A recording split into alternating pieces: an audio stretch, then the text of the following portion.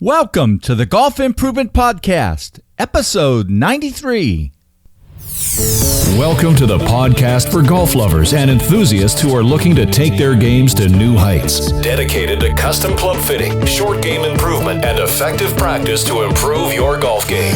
This is the Golf Improvement Podcast with your host, Tony Wright.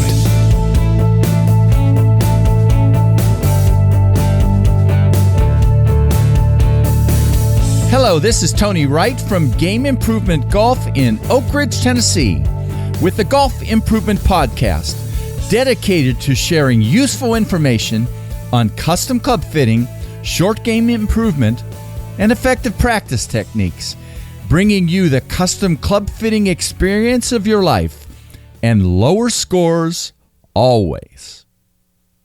Today, I'm excited to bring you this return interview with one of the really fascinating persons I've been able to connect with, Noah Kageyama, the Bulletproof musician, who is a sports psychologist and a faculty member at the Juilliard School in New York City. More importantly, though, is I hope that at least a few things from what he says will resonate with you to help you practice and play better golf, and maybe also enjoy the ride a little bit more in terms of how you learn new ways to get better. So enjoy this interview with Noah Kageyama.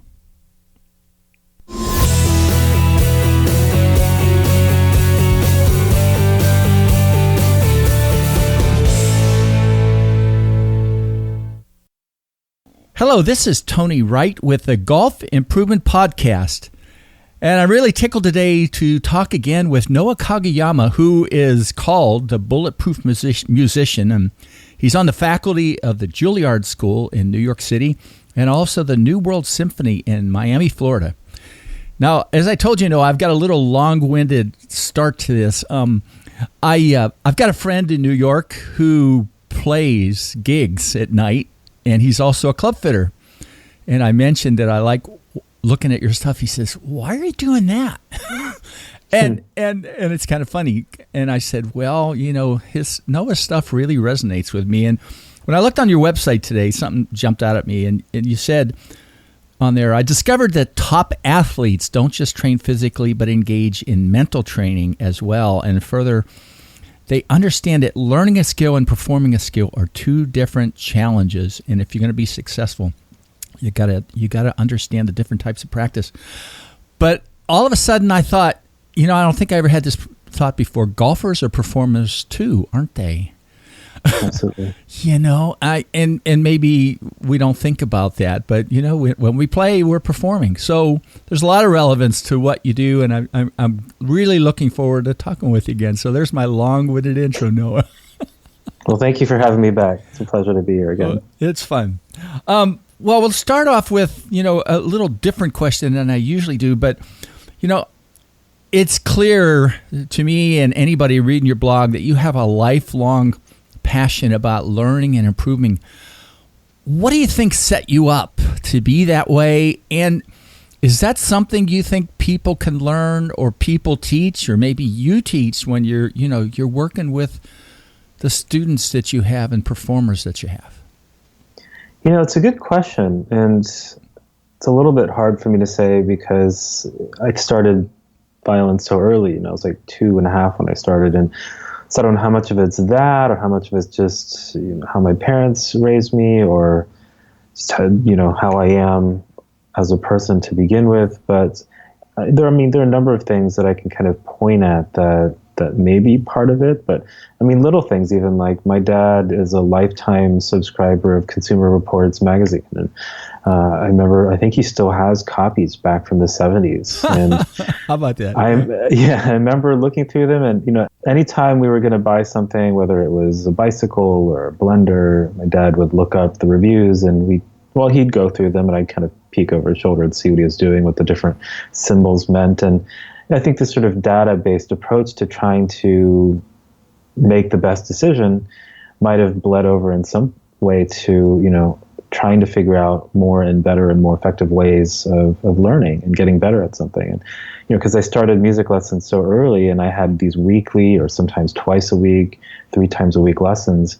there's this expectation that you're going to get better and be able to improve on each lesson. So I think there was this constant motivation or constant desire to try to get better at something, because I was going to be spending time doing it anyway. I might as well try to get better at it. And so, as I got older, like, the stakes get bigger, or at least the motivation grows to really prove to your teacher that you're taking their feedback and you're making things better. And I think even getting that feedback is a huge motivator and a huge part of this desire for constant improvement too, because you find out instantly, did the work that you put in make a difference? Does it sound different? Do they feel like you were able to incorporate the suggestions they made? And so I think whether it's art or writing or our work performance or golfing on the weekend or tennis, I think getting that feedback is a really important part of that motivation to continue to get a little bit better. And playing matches and tournaments is fun, and that's a very particular kind of feedback. But even a teacher's or an instructor or coach's feedback, I think in some ways that can be a really helpful addition to the equation too, because then you get really clear, detailed, tactical or technical bits of information that let you know if you're on the right track or not. I think that word feedback was such a big one, right? Because I see some people that go out to the range and hit balls and they just keep doing it, and I don't think they're getting any kind of feedback other, maybe they're thinking a little bit rather than putting another ball down, but the feedback part of it just has to help you get more engaged. Right. Yeah. That's interesting. Yeah.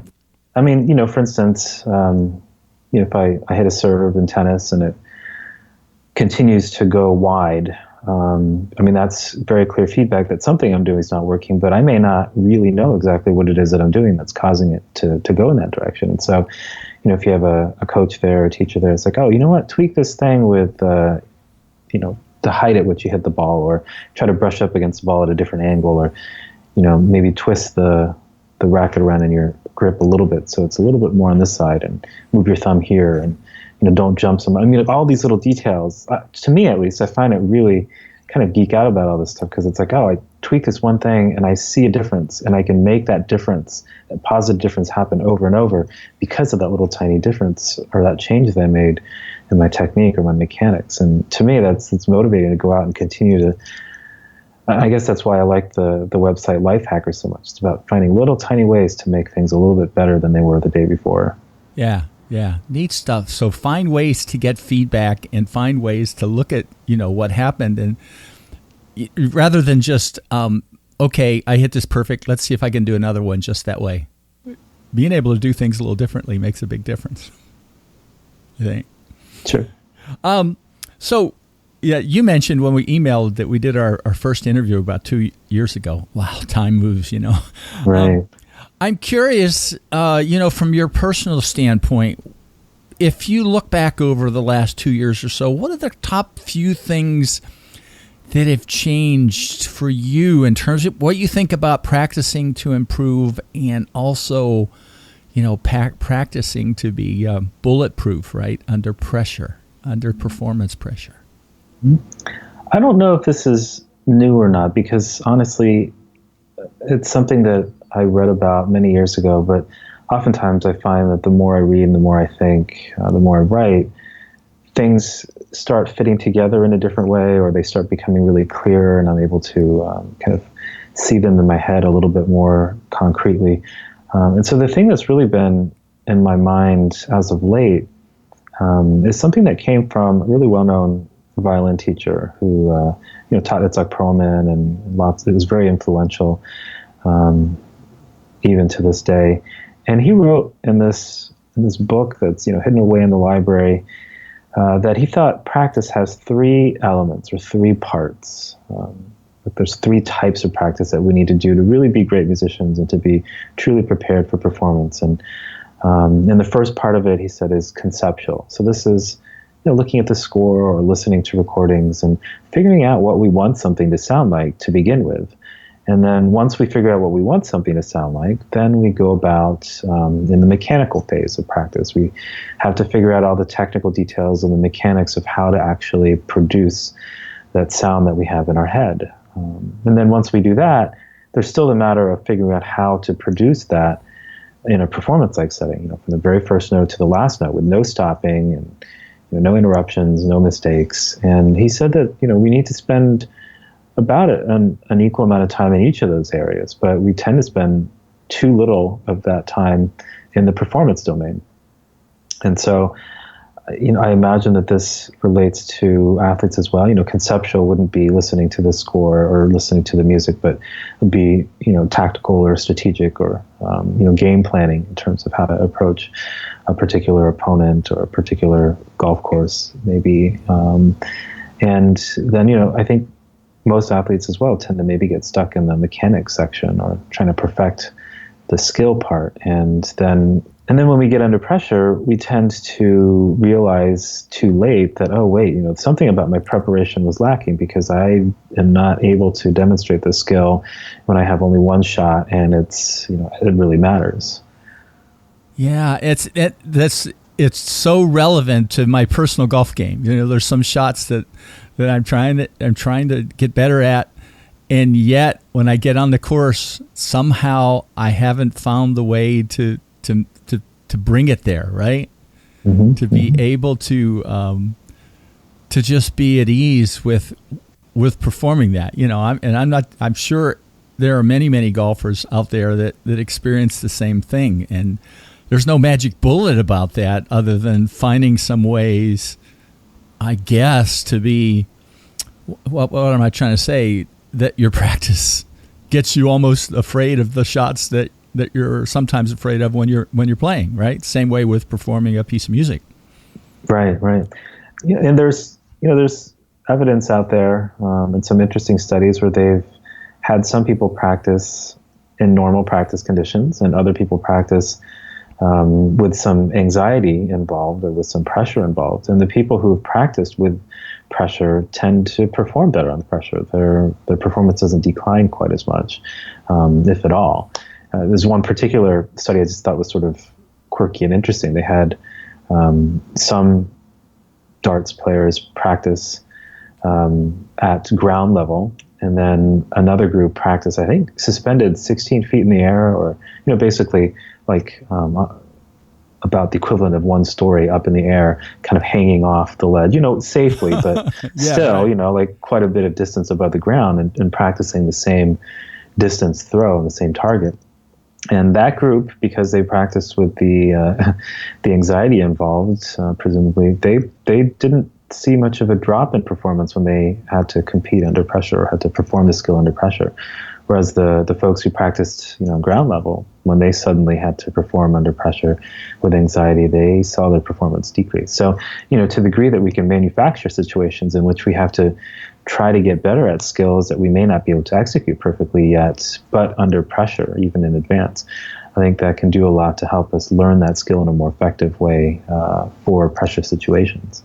Now, do you do that sometimes with your students by having them perform against each other or something like? I mean, is that one way to create that, in a safe environment? Sure. Almost weekly, some of them will perform in front of each other, and they already have opportunities set up to perform publicly. And so in class, we'll often make it even a little bit more fun. So for instance, the other day, I had them I challenged them to see if they could play with perfect intonation for 10 seconds. Pick a tricky passage that's really difficult for you and see if you can perform it for 10 seconds perfectly. And we had a judge set up. And the consequence was that if they missed a note or if something was out of tune, or the judge said that, that was a little bit out of tune, the rest of the class had to do push-ups. So, I don't want them to play where they're afraid of making mistakes, but I wanted to use that as an opportunity for them to practice just going for it and trusting that it's going to be fine, and not instead kind of shying away and being really careful and overly cautious about it. But it's kind of a fun way to put a little bit of pressure on their ability to play, but still have it be consequential in some sort of way. Yeah, neat way to go about it. Push-ups, oh boy. Maybe I should do push-ups when I'm out on the practice range. Could be. Well, honestly, that can be another way of doing it. I think it's interesting. Yeah, that's right. Yeah. Or practice with a partner or something, and, practice for a little bit of money as you're hitting different shots. Or there's a whole wide range of things like that you can do. Absolutely. Well, I looked at your website a week or so ago, and one of the posts there was 8 things top practicers do differently, and snuck in the middle of there was what you called one rule: slow things down. I know you've done some research about that, but why do you think we tend to not do that? Maybe when we practice, that we're always just trying to do things at the speed we normally do, rather than sort of lock in some of those things. When I thought about this, it sort of occurred to me that I think when we practice skills at a regular tempo or like in real time, it's in some ways, I think it's funner. I mean, it's not that fun to execute something in slow motion.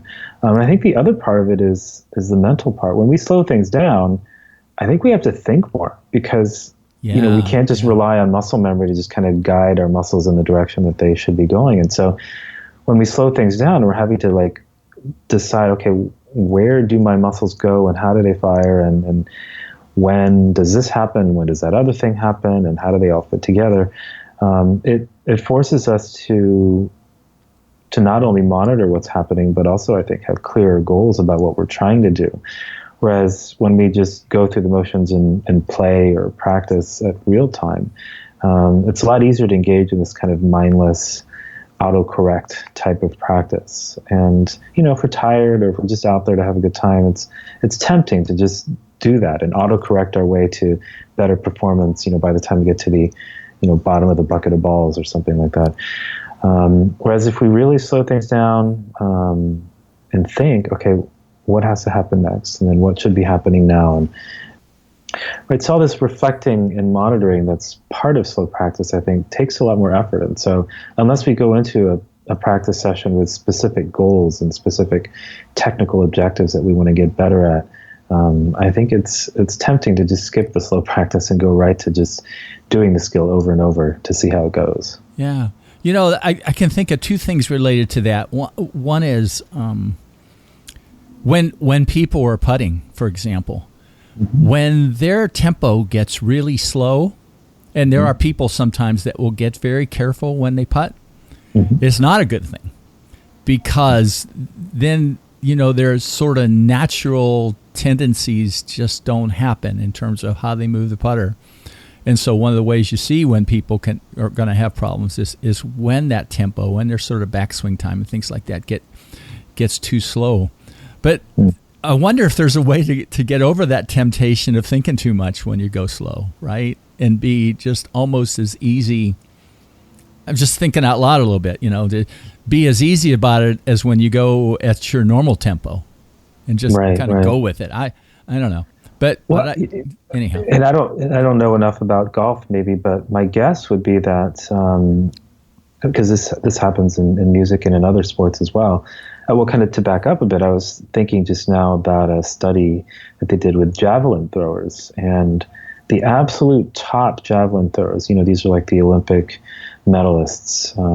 This one that they were talking to said that one of the things that he really focused on, I think they called rhythmicity, but that's the rhythm of the throw. Trying to make sure that the throw was in tempo, in essence. Whereas the javelin throwers who are also elite javelin throwers, but maybe not top 5 in the world, but like top 25 in the world, like the ones at the lower end of that, they were basically just focused on trying to throw as forcefully as possible.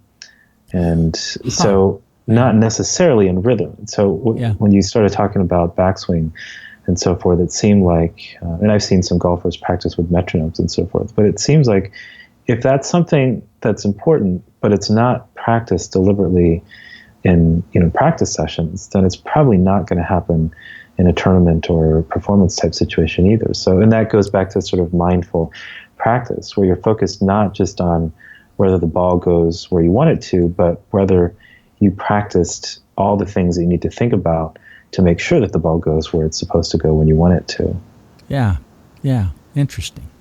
Well, when I first talked to you about doing this interview, it was probably 3 or 4 months ago, and you said, I'm kind of busy with something for a while, and that busy with something thing is I guess happening now, and you've worked on a new initiative called Audition Hacker. It looks pretty interesting so far. Can you talk a little bit about that? What's the status? And I said in my notes, will it help me if I audition for The Voice, right? Right. My wife and I love watching that show. And, if you think about the pressures they're putting themselves under in the middle of that, it's like, any performer, right? Right. But yeah, talk a little bit about Audition Hacker and what got you there. Well, I haven't played the violin for about 20 years now. And so there's still a lot that I remember about what it was like day in, day out. But I assume that there's things that I don't remember anymore because it's been a little bit of time since I've actively played. And so I have a colleague who actually lives just a few blocks away. He's a percussionist in the Metropolitan Opera Orchestra. And, he and I have been friendly for a number of years and collaborated on some smaller things. But we decided, we wanted to do like this audition boot camp in essence. So we thought it'd be really cool to get a bunch of people together for 8 to 12 weeks to really go through this kind of boot camp series of sessions where we walk them through not just the mental side of preparation, but also the really pragmatic daily, how do I schedule my practice time? How much time do I spend on this? How much time do I spend on that? What do I do 4 weeks out versus 8 weeks out versus, 1 week out? And so he's taken 40, 50 auditions from the time that he was old enough to try to get into summer festivals through getting his big job here maybe 5 years ago, and was really good about taking notes, almost like, it's how some people go to the gym and take really good notes about what they did and what they ate and how it worked. He was one of those people. And so he has really good records on what worked for him and what didn't work for him. And he's kind of put that together into a system that lots of folks can adapt and use for themselves. So we figured we'd combine forces and see what happens when we try to do this boot camp for musicians. It looks fascinating so far. You've gotten a lot of traction. Gotten a lot of people kind of sign up for the first go-rounds of some of this, or? Yeah, we'll see. We start registration in about a week and a half, so we'll see how it goes. But people seem excited about being able to have both a musician and also a musician turned performance psychologist involved in their training. Yeah, pretty neat. Well, one of the things when we did our first interview that I really enjoyed was you gave a couple of suggestions for books for people to read or they might read relative to, to practicing and performing. I wondered if you had any new thoughts there, because obviously you spent a lot of time reading, but, I enjoyed the ones that you talked about the last time. So over to you there. Yeah. Well, one that I have to say that I'm a little bit biased towards just because I got to speak with the author when he was in the early stages of writing, and he came and visited my class, and we've had a couple conversations. And so I kind of knew where the book was going and knew what the book was going to be about. But it's called Psyched Up. It's by Daniel McGinn. And okay. I think it does, and again, this is where I'm biased, but I think it does the best job of most books that I've seen of really being able to articulate how it is that nerves are not always a bad thing, that in order to actually perform at the very highest level that we're capable of, we actually can benefit from a little bit of that jitters or the nerves or the pressure that we feel, as long as we understand how to utilize that and channel that appropriately and not let it derail our performance. That's actually an important ingredient in peak performance. And he does a really great job of describing all the research in that area and pulling it together. And I don't think I mentioned last time. It's called The Art of Learning by Josh Waitzkin. No, you didn't mention Josh Waitzkin. Good. Okay. This is, I think, something that a lot of your golfers will probably really love, and not just in their golfing lives, but in their work lives as well. Because Josh, you might remember the movie from the 90s, I believe it was, Searching for Bobby Fischer. Yeah. He was the protagonist of that book and that movie. The little kid who learned how to play chess in the park here in New York and then became quite well known as a chess player. And then after that, went into Tai Chi and became a world champion Tai Chi push hands competitor, and now is a black belt in Brazilian Jiu-Jitsu. And so what he's really done is kind of taken a look at how it is that he got better at things and how it is that he learned how to learn. And a big part of the book for me too also is really about training for adversity and how to train for competition. And so in lots of different respects, I think it's a great book that a lot of folks will find a lot to gain from. So he talks about his perspectives then from when he was a kid. I mean, I do remember the movie and things in terms of the adversities of what he was doing when he was in the midst of that. And I guess maybe later in life. Yeah. Yeah. I mean, I think if you can get a copy of the movie and watch that first and then read the book, that's a great kind of pairing of that material. Yeah. Actually, the book is downstairs. Funny story about that, because I bought it once and for some reason I misplaced it. And I saw somebody else on Twitter that had that book. And I thought, gosh, I got to read it sometime. I have a stack of about a half a dozen books downstairs, probably like you. But it was so interesting what you said about Psyched Up, because I think I told you I recorded another interview today. And that was one of the focuses in there about being able to be okay with being nervous. Interesting. And seeing it as a good thing. And this is a guy who's well, you'll get to listen to it before I put yours live if you listen to my podcast. Dr. Samuel Vine from the UK. So I think we want to run away from that sometimes. I mean, obviously, you always hear golfers saying, when that happens, I know I'm where I need to be, because they have to deal with it, right? But for us, human golfers, to like being a little nervous, right? Right. Any of the other biggest takeaways do you want to say here at the end for golfers that I think might give them a little edge? This is something. Since we last spoke, I started training in a new sport. I picked up something completely new and uncomfortable for me. And so it's the first time in a long while that I've really felt that sense of overwhelm and kind of deer in the headlights at being a complete beginner in something that's really difficult and challenging. And initially I started off, totally gung-ho and wanting to utilize all this knowledge about learning and performance and so forth, and really prove that I could learn this thing quickly and get really good at it. I know all this stuff, right? I research it, I do it, blah, blah, blah, right? Exactly. Right. Yeah. And then I discovered that I was starting to get overwhelmed even more and feel kind of burnt out, and it started feeling like work. And I was like, well, what's going on here? And so I realized that I think I was trying to kind of approach it as a sprint instead of a marathon. It gave me a lot of empathy for a lot of clients I have who are, coming to music late in life or picking it back up, and describe feeling overwhelmed. I didn't quite get that. And then I got it. And so for me, after doing some tinkering, what I discovered is it didn't mean that I was less serious about what it is that I was trying to learn. I just had to take it in much smaller, tiny chunks and kind of savor much smaller daily victories or weekly victories. And so I don't know if you have listeners who might be experiencing this as well, but, with trying to, get to the level that their friends are at, or trying to catch up or make up for lost time perhaps. But, if we can focus on, taking one little tiny thing that we want to see if we can experiment with and get better at in each weekend's outing or each training session or each practice or each trip to the driving range, just one little tiny thing. See if I can experiment with that, see if it works for me, how to make it work for me. And then I see results, really hang on to that win. Maybe it's enough for that to be a win for that week. And then, the next time, see if you can add a little other tiny thing to it, but really tiny, I think for me has been the key to make sure this doesn't start feeling overwhelming and like work. Yeah. I think that's great. One of my friends recently shot his age. Okay. And he is a big time practicer.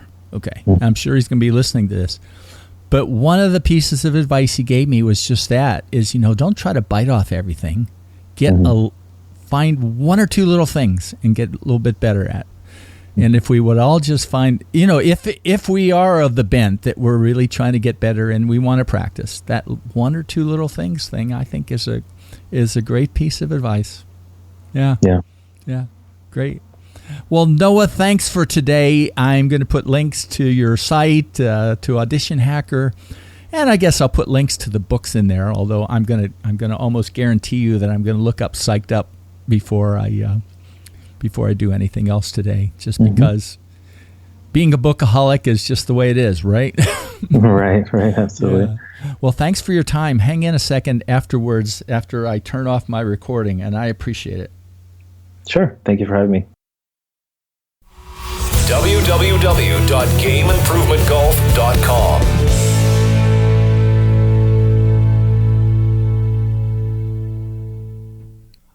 Noah, thanks. I put links in the show notes to Noah's Bulletproof Musician website, to information on his new Audio Hacker course, and also to the 2 learning and improvement books he mentioned during the interview. And I especially suggest that you at least experiment with reading Noah's weekly blog posts. They come out on Sunday mornings. There are a lot of gems of ideas in these posts to help you learn how to improve your practice and play your best. Well, that's it for today. In 2 weeks, a great custom club fitting friend, John Schiavone from Rocket Science Golf in Staten Island, New York, will talk about the things he learned at the recent Association of Golf Club Fitting Professionals 12th Annual Roundtable Learning Conference. See you in 2 weeks, and happy Thanksgiving.